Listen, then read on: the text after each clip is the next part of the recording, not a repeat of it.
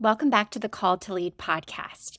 So, today's episode is going to be a continuation from last week's interview with my beloved 97-year-old grandmother, Nell Roquemore, who passed away 2 years ago at the age of 97. And it was such a blessing and honestly a miracle to be able to have the time to sit down with her and ask her so many things. And in today's episode, we're actually going to be diving into her personal testimony of finding the Lord despite growing up in church her entire life in her 90s, if you can believe it. So she's going to be sharing it from her words. It's something that has blessed me dearly. And it's something that I think whatever season you are walking through as a believer or an unbeliever, I think it's a great opportunity to really kind of reflect on your eternal focus and your eternal perspective and ask yourself, have you fully devoted and given your life to Christ? Have you handed over everything to Him? Because a relationship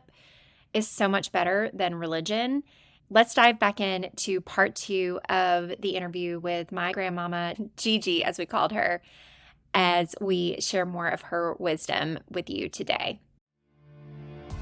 Are you dreaming of making a long-term income and impact beyond your own efforts, but feel like you're struggling to replicate your results?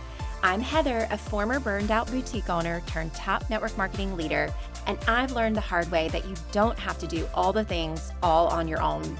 Now, my passion is helping social sellers scale their business by choosing faith over fear and using simple, duplicatable systems without having to sell your soul to social media. I'm so excited to share with you simple tips, tricks, and tools to help you take your business to the next level. In each episode, I'll share faith-focused wisdom, proven systems that your team can duplicate, and inspiring stories from other leaders who have been right where you are today. Are you ready to grow your team, find joy and fulfillment, and feel free? Break out your favorite pen and notebook, and let's dive in.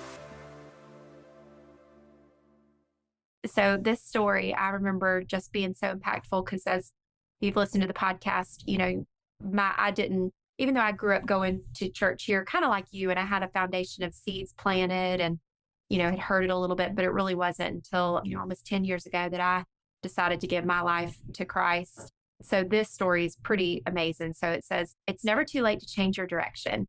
I had joined the Baptist church at age 11 at a revival, along with my sister and brother and 13 others, mostly children. Brother Johnny Harrell baptized us in the southeast corner of Lake Irma, and you've gone to Sunday school and church for many years, but something was lacking in your spiritual life. 3.5 years ago, so at the time, let's see, you were, 93. 89 and yeah, a half. Yeah, that's crazy. Yeah, it says at age 89, I asked the Lord to come into my heart and take complete charge of my life. I wish I had done that a long time ago. You've got to tell me that story. I know you've told me again, but share with everybody how that happened. I know it was very simple, but that's all it takes, right? Right. And I don't know what the impetus was that caused me to make that decision. Wasn't anything dramatic that I can describe. I just finally came to my senses, I guess. Oh my goodness. But you were reading the Bible, right? You were sitting there because you do a kind of a morning devotional, right? And you kind of sit down and have quiet time with the Lord. Right. It was that time. I'm sure that something I read, I should remember the scripture.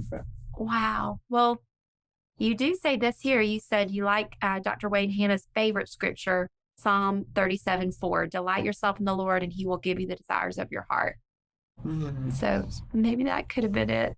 But that, to me, and hearing that, and not many people probably know that about you, thinking, oh, wow, she grew up playing the violin every Sunday at church. But it wasn't until 89 where you really decided to just fully give everything over to Him, right? Mm-hmm. To the Lord.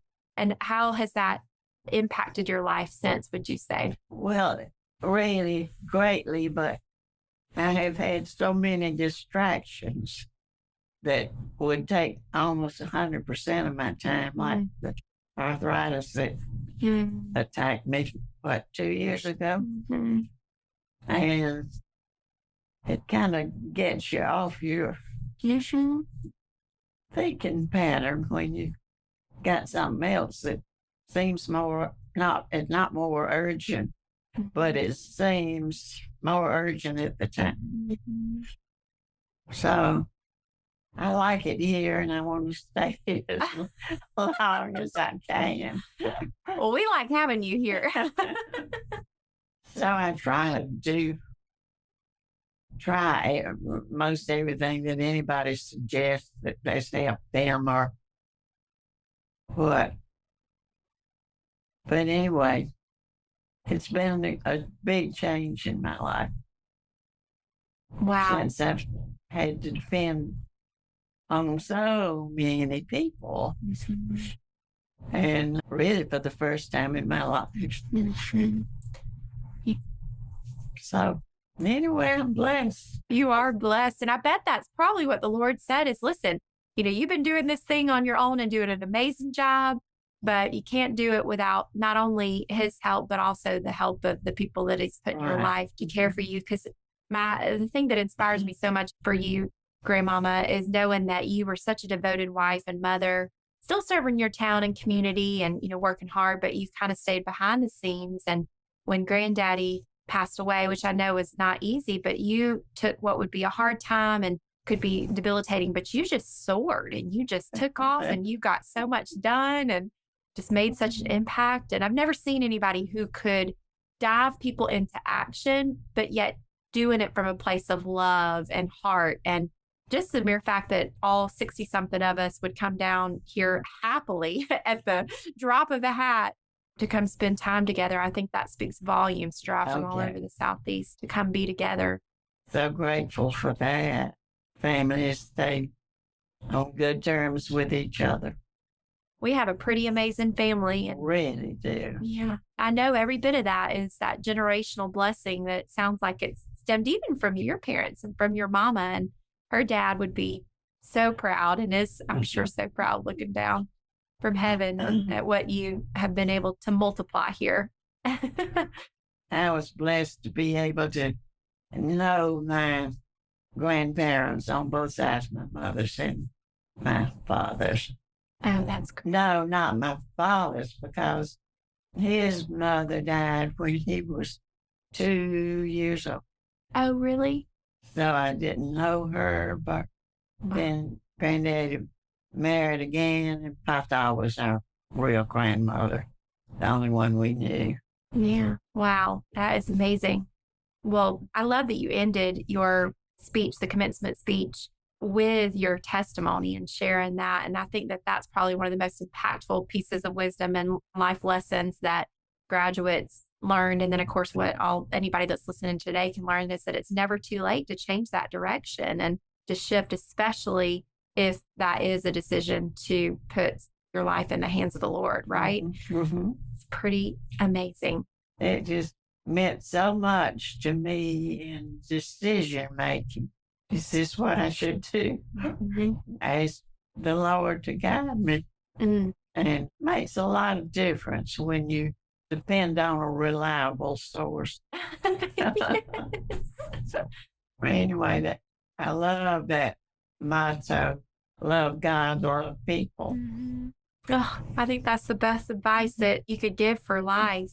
What about for business? Is there a piece of wisdom or business advice that you could share with the people who are listening?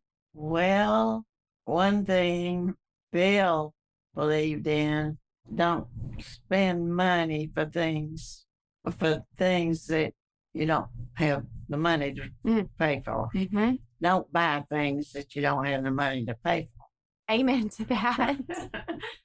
That's pretty good advice. And then Patten Seed has a reputation of being perfectly dependable about deliveries, and they do what they're committed to doing. Mm. And that's important. Would agree. So do what you say you're going to do. Right. And be dependable and consistent. And that's what's built that reputation. And it's pretty impactful that even that not only the family, but the company itself is debt-free by all standards. I'm sure any specific debt is more of a strategic thing, not a lack of capital or cash. And that's exactly how it's been built from the beginning. And that has been, I would say, probably one of the greatest blessings that I've had to learn in my journey as a businesswoman is that principle that I wish that I had really implemented more in my early years. But now I'm just so thankful that I have that solid principle of not spending money that you don't have. And you have done such a good job as a business lady. Yeah. Well, you're so sweet. I'm not kidding. You have been my inspiration actually from the beginning. So really the only reason that I was able to start my traditional business, the boutique, right out of college is because you and Granddaddy so generously incentivized or motivated us, your grandchildren, to go to college. And you said if we graduated from a 4-year college, right, that you would give us a little bit of money to contribute towards buying a car or a new house. And I was driving the same car from high school, and I wasn't about to get married, didn't need a house. And I said, Grandmama, would it be okay if I use that money to start a business? And I think you might have been one of the only people that thought it might actually do something might actually come of it. But you were so generous to, number one, do that incentive or motivate us to make that choice to finish college and pursue our passions. But then, like I said, that's how I got started, was with that generosity that you guys gave to us. So first of all, thank you. And second of all, I'd love to know what was going through yours and Granddaddy's heart to want to do that. I listened to his ideas because they usually were valid. And those were some of his ideas. The motivation for finishing college. Well, anyway. So Granddaddy was a very wise man. I know that. Oh, yeah. And he thought that it was a good idea to go to college. And so he wanted that for us. Right. And you went to college too. You went to what is now Valdosta State University, right? Which, what was it back then? The Georgia State Women's College. Georgia State Women's College. About 300 students then. Wow. And what was your major? Violin. Violin. That's right. And minored in Spanish. Spanish? Do you speak Spanish? Not really. Did you then? Well, I studied it. Studied it. I was never fluent in it, but Oh, wow. I've enjoyed having studied it because of travels and all. It's been helpful. I'm sure. Well, that's the other thing that you've instilled within me and our family is your love for travel. So you and Granddaddy have been all over the world and in Europe. And it's kind of funny when I think about these specific to the network marketing industry, which a lot of people listening will be in the same industry that I am or in business of some sort, quite possibly. And I think that the principle of that motivating or incentivizing people to do the results that you want. So you guys wanted us to go to college and have that purpose. And so I love that. But then I also love that from a networking perspective, you and Granddaddy had friends all over the world, right? Really? You did. I know you did. In fact, I'll never forget when I went to college, or right after, not college, it was in between high school and college. And I took a school trip over to England and France. You remember this? And I stayed with Patrick, your friend Patrick, and his daughter, Flavie, she's like a sister to me. She's an interior designer in Paris, and we both have 2 kids. Hers are 2 boys now, but I never would have met them if you and Granddaddy hadn't struck up a conversation where were you? Tell me about that. At the caves, and there's this kayak, the famous cave paintings. Oh, okay. But we were on that same tour, and Patrick and his wife. So I asked the guide if he spoke English, and he said no. But anyway, Patrick thought he was rude. So he stepped over and said, I'll translate for you. Wow. So you struck up a conversation. He stepped in to help and serve you and showed you that kindness, like you said, and smiled, and then y'all struck up a long-time friendship, right? Then that evening, we learned we were staying at the same hotel. And I guess it was Georgia and Connor Thompson with us. But we were up on a kind of a mezzanine having our 5 o'clock cocktail. And who would walk up the stairs but Patrick? Oh, my goodness. So it was meant for us to become friends. Oh, my goodness. So we had dinner with them that night at the hotel.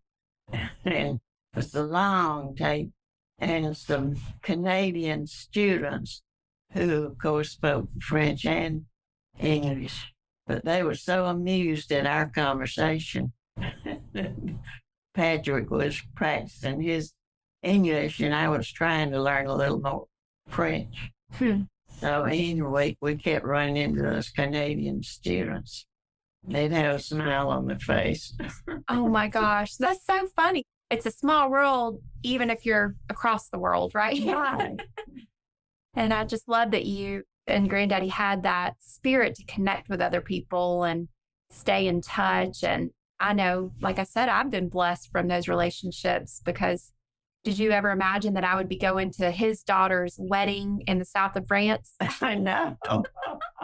That's pretty crazy. That was a really amazing trip with my mama back there. And we certainly inherited your love for travel. That's for sure. What's your favorite place you've ever been in the world? Actually, Italy's my favorite. Oh, really? Which city, if you had to pick? There's so much that I like about it. I like the country and Venice, I love. And so much history there that really appeals to. I love the music there and the language. So really overall, and the beauty of the country, such beautiful scenes.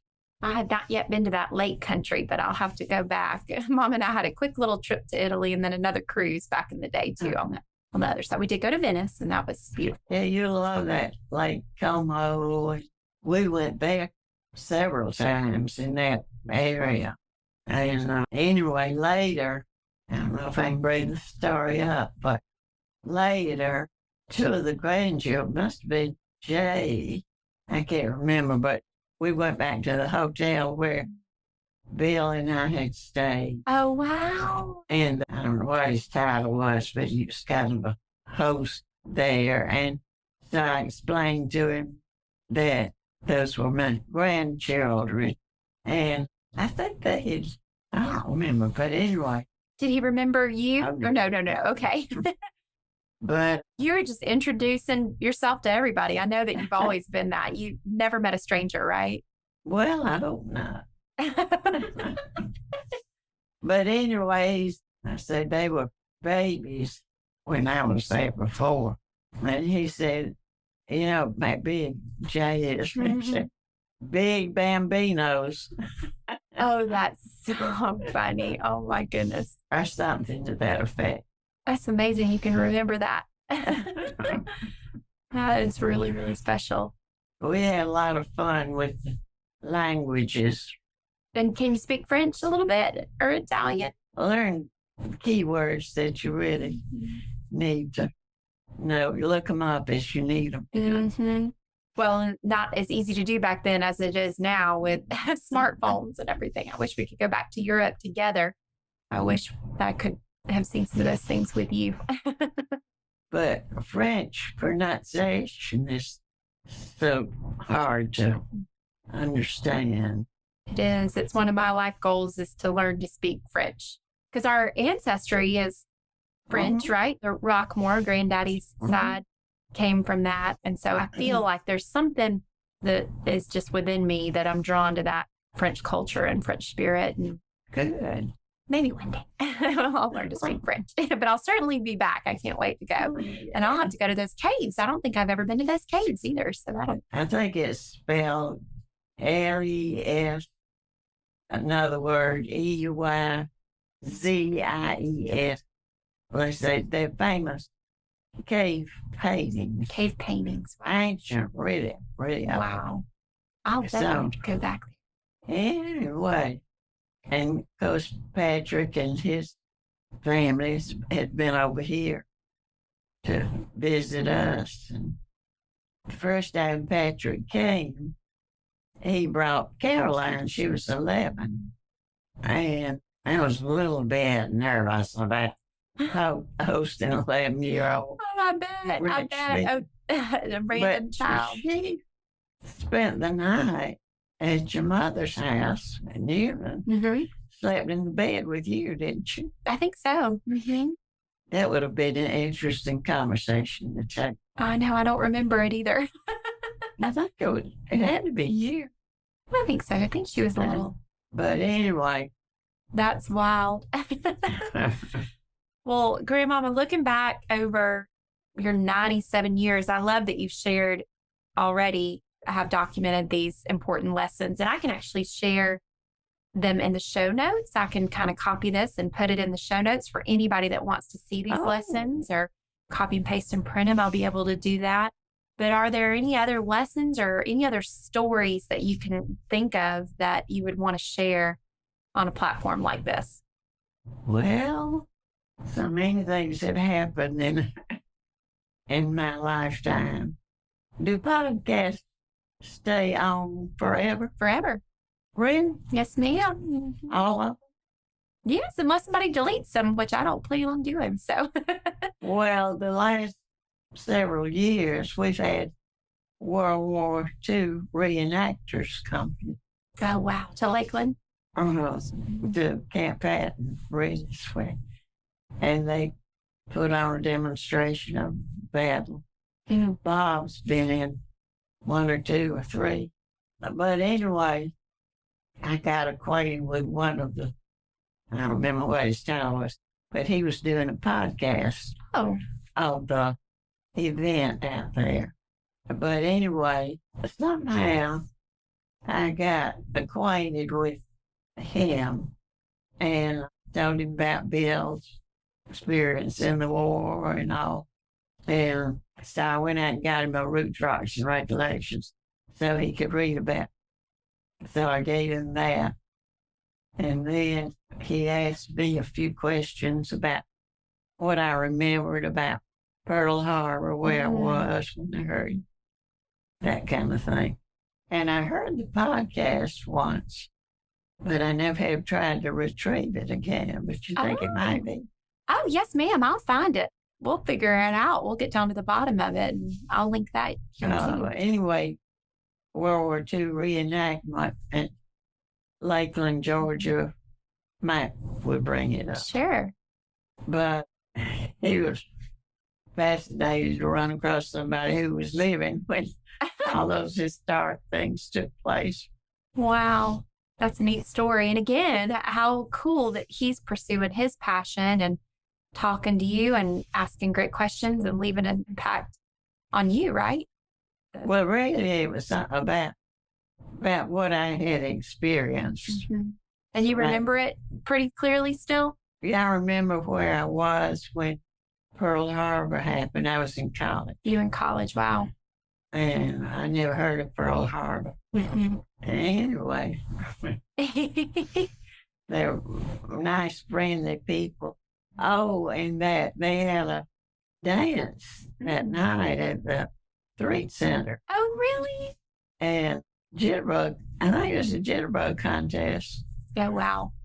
Some of the girls with the reenactors jitterbug dance with boys. And then Dr. Ballon is real, and his wife, real good jitterbugs, swing, calling it. So anyway, I went back there and told them to get out there and jitterbug. So he came and got me to dance. Oh, my goodness. Instead of his wife. Oh, of course he did. You can dance. Well, she was really good. Well, still. So we had a good dance. I think our picture was in the paper. I'm not sure. It was fun. That's amazing. Well, I have to say one of my favorite memories, or many of my favorite memories, I should say, is the dance, the ballroom dance birthday balls, as we call them. We call it the ball every year to celebrate your birthday in March here in Lakeland. And it started off just right here in your home with just our family. And as our family grew, and then we started inviting the town. And for over 20 years, we have celebrated together, dancing and all the things that you love, and to celebrate you. And that memory, all of those memories, they're just so special. So what made you decide to start doing that or want to do that? Let you do the what? What made you decide to start doing the birthday ball? Ooh, let me tell you. Or we probably did it to celebrate you. And then it just kept going. Well, Lee was always like dancing, and she has a lot of good ideas too. It's probably her idea, but I'm not sure.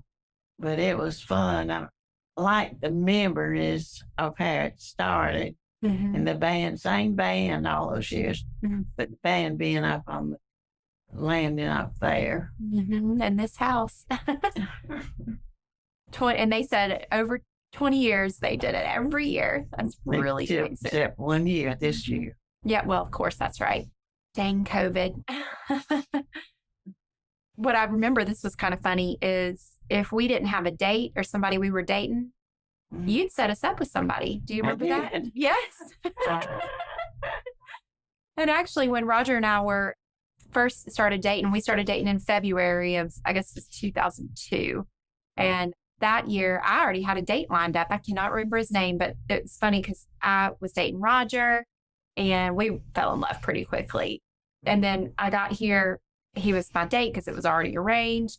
And he said, thankfully, he had a girlfriend too. So, yeah. Do you remember who that was? So he had a girlfriend? He did. He invited. He didn't invite her because he knew, we all knew, if Grandmama, if you said we were going to be here and so was going to be our date, that was just, we were just going to do it. Yeah. Yes. We weren't about to cross you in that decision or switch up the plan. I was not aware of all that. No, we probably wouldn't have made you aware, but that's the amazing thing is what you've been able to accomplish and the people that you've been able to motivate and inspire, but not by leading with an iron fist. It truly is by leading with love and leading with heart and just being that example and that light to all of us. One of my favorite tools, business tools to help set goals is a book. It's from Cultivate What Matters and it's called Power Sheets.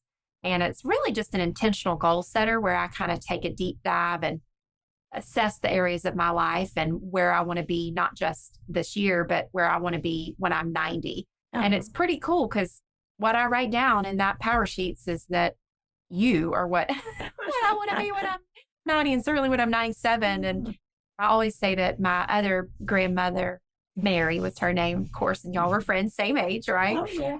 And you two together, you represent the lady that I hope to be, that I hope to exemplify. And I love that y'all were friends.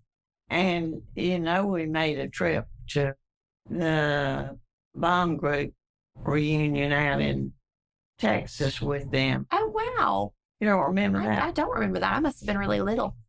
Well, it was after y'all, Lee and Joey married. Okay.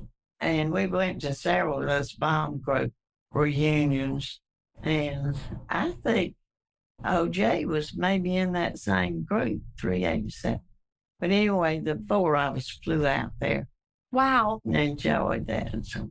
Oh, that's actually, I have those pictures. I think I know those pictures. And I think I was very young, but I have a picture framed of the two of y'all. I'm pretty sure it was at the sod farm in Perry, but it's a picture of the two of y'all. You're dressed up for something.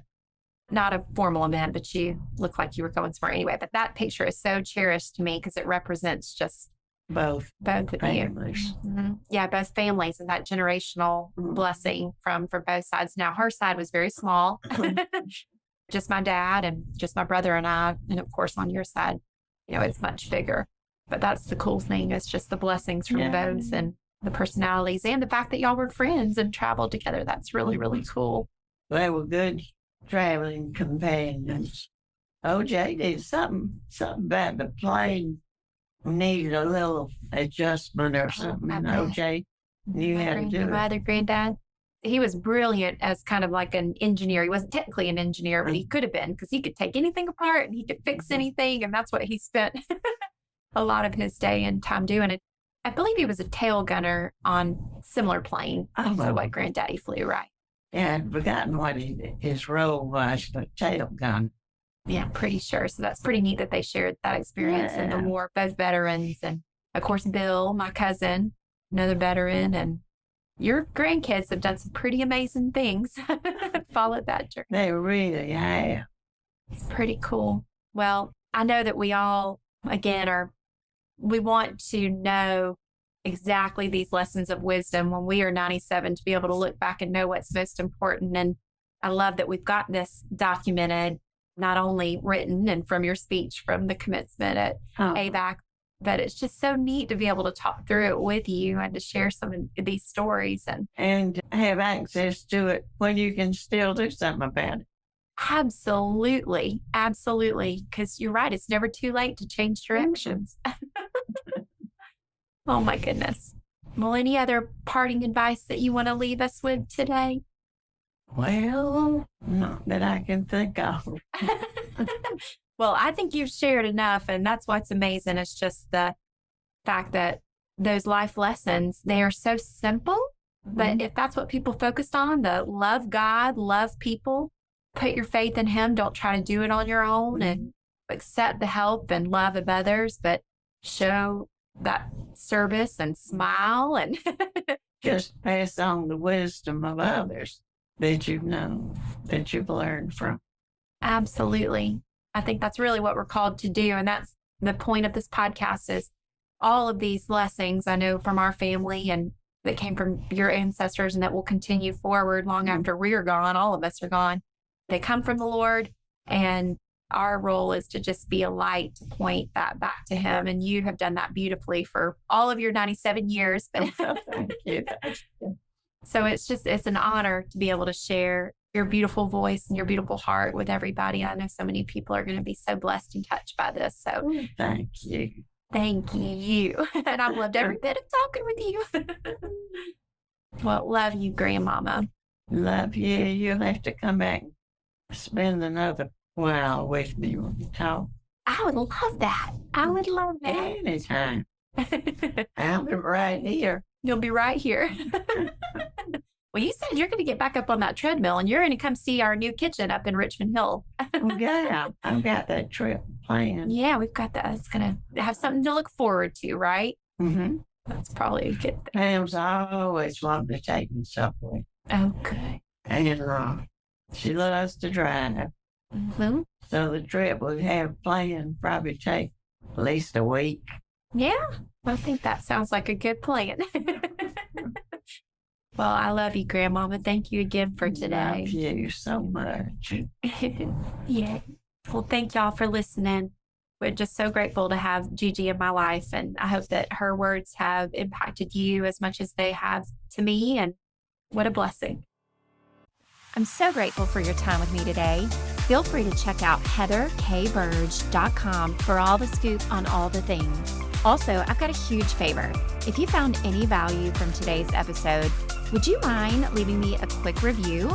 Or even better, share with a friend by clicking those 3 little dots at the bottom of your screen. Sending you big hugs.